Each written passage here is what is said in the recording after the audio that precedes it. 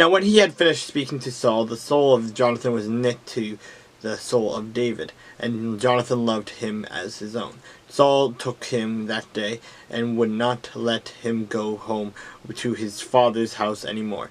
Then Jonathan and David had made a covenant, because he loved him as his own soul.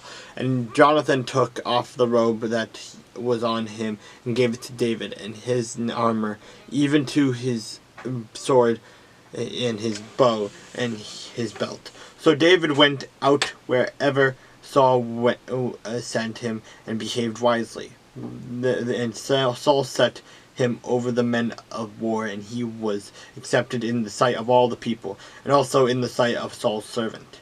Now it had happened as they were coming home, when David was returning from the slaughter of the Philistine, that the women that had come out of all the cities of Israel singing and dancing to meet King Saul with tambourines, with joy, and with musical instruments. So the women sang as they danced and said, Saul has slain his thousands and David his 10,000s.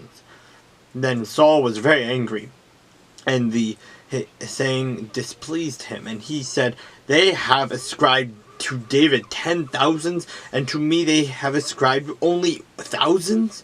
Now what more can he have but the kingdom? So Saul eyed David from the day forward.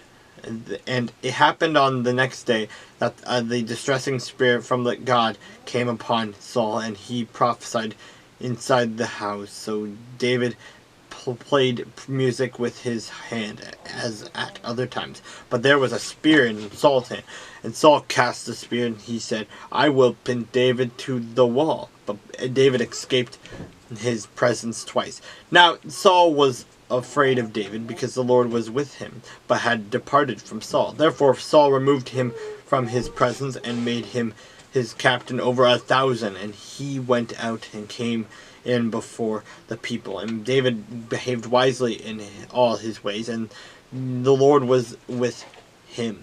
Therefore, when Saul saw that he behaved very wisely, he was afraid of him. But all Israel and Judah loved David, because he went out and came in before them.